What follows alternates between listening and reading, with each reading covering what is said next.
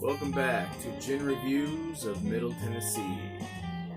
Tonight's episode is dedicated to Jackson Arnold. Jackson, I love you, buddy. This is for you, pal. Alright, so, as you can see, there are a lot of gins that have taken on the turquoise blue color of their bottle to make them more presentable, to bring them into light. But none of these bottles, I mean, a lot of them are pretty, don't get me wrong, but none are compared to this one right here. This is the Silent Pool, intrinsically released gin. It's from Surrey, England, where the legend of the Silent Pool, which is shown here, is the actual Silent Pool. Gorgeous, beautiful. States or dictates that it's considered to be by some a sacred site. It is linked to the folklore tale that says King John on his horse abducted a woodcutter's daughter who was forced into a deep water and drowned. Not too great for a gin so far, but according to the legend, the maiden could be seen at midnight, I guess. The legend appears to have come from a book written by Martin Tupper in 1858 calling Stephen Langton, or The Days of King John, a romance of the Silent Pool. The story is based on real historic characters in the Canterbury tale and King John. In December 1926, Agatha Christie disappeared, and it was believed that she had drowned in the Silent Pool. So there's a couple other factoids here for this gin. Not that this gin has anything to do with that, but it does use that water from the pool, so hopefully it doesn't taste like dead body. I don't know. In total, there are 23 botanicals. We are at a 43%. I love that number. You know this, though. So the botanicals, this is really cool what they do. So the more durable botanicals that they use are angelica, bergamot, bitter, orange, cardamom, cassia, coriander, cubid, grains of paradise, honey, and juniper, of course. Gotta be juniper, it's not gin. From Bosnia, if you wanted to know all that.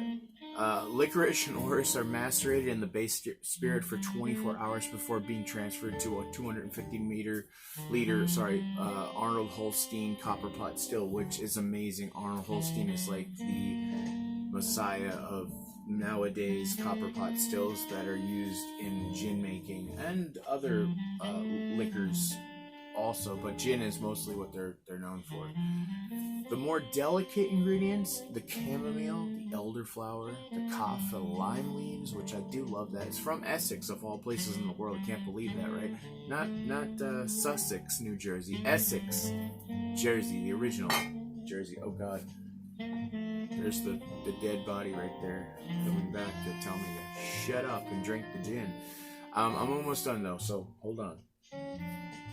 Linden flowers and rose petals are macerated separately in a higher proof spirit, and then they're filtered out, and the resulting spirit is transformed to it's transferred to the still to join both of the spirits that were made from the durable botanicals and then the not so durable botanicals.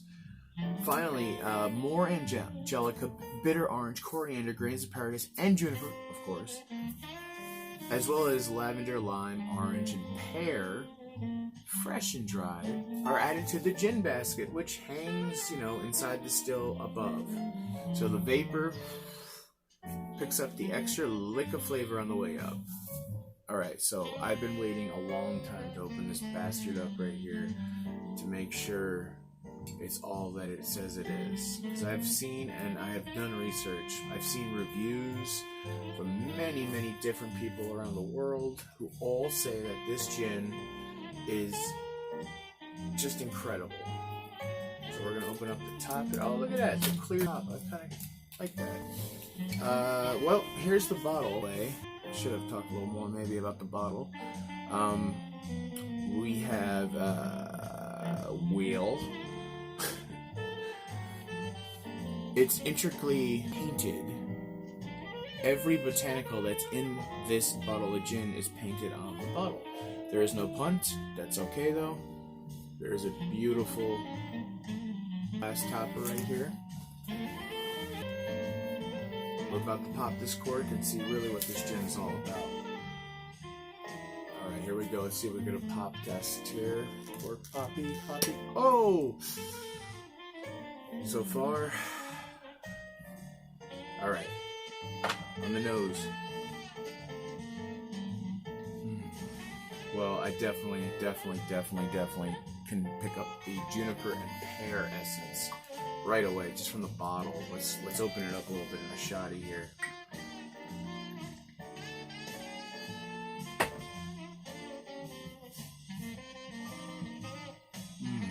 There's a sweetness in the back of it. There's citrus for sure. It's very mild on the nose. It's not very strong like I thought it would be with all the botanicals in it, but that's not to say anything, because the nose can differ from the palate, or can actually change the palate a little bit on what you think beforehand, or what your brain actually is thinking. Let's do this right.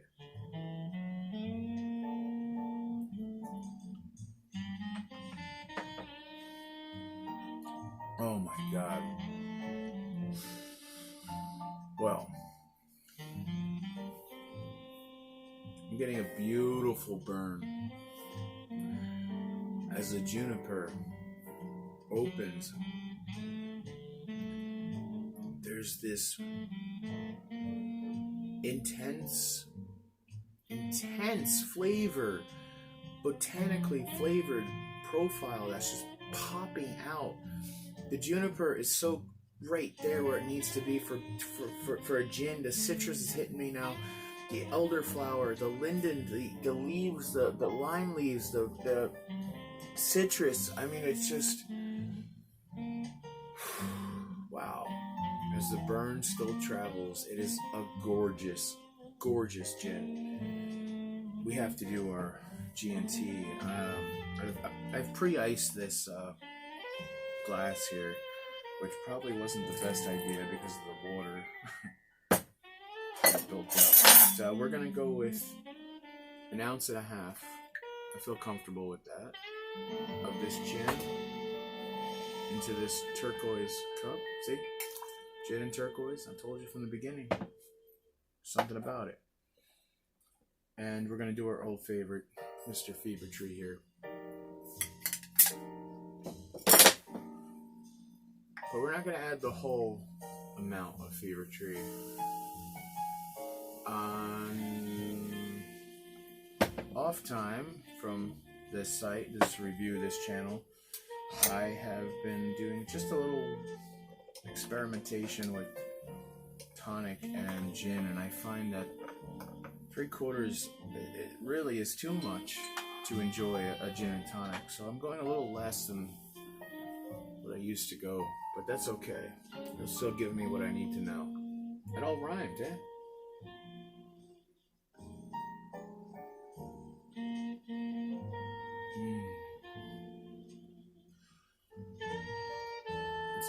It's amazing.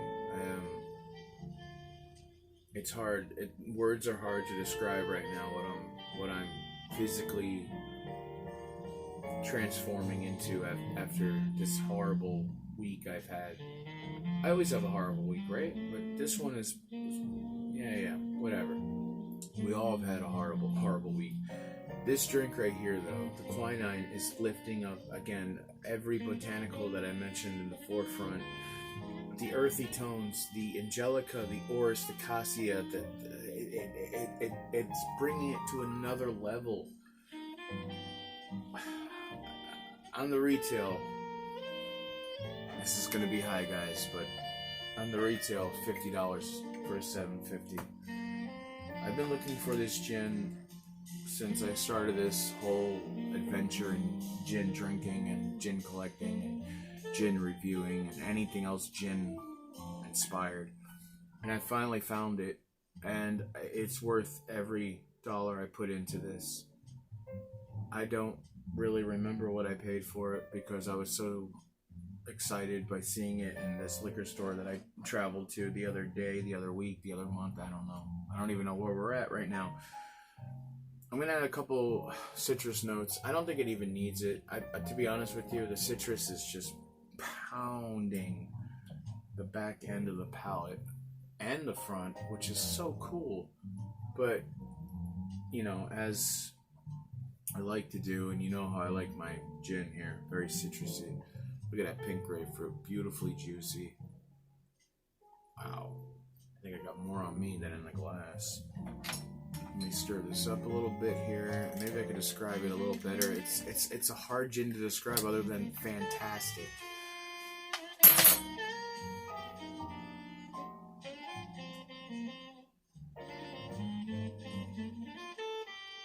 Yeah. Gorgeous. There's not a lot of words right now I could use other than if you've had a rough day or you just have a desire to day drink, go ahead and make yourself a G&T out of this. Drink it neat. Drink it with some ice. Drink it with some lime. Whatever you do, drink this gin. This is one of the greatest I think I've ever had. And I can honestly say that right now.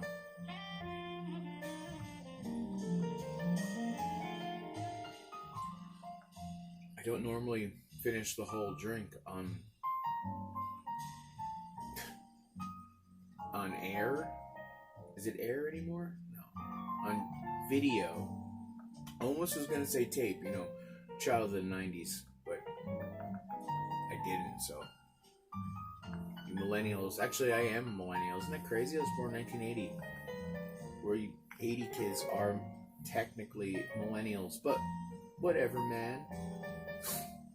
I don't choose to have a code, an ethic, or a code ethic. I am who I am. And this gin right here is floating through me.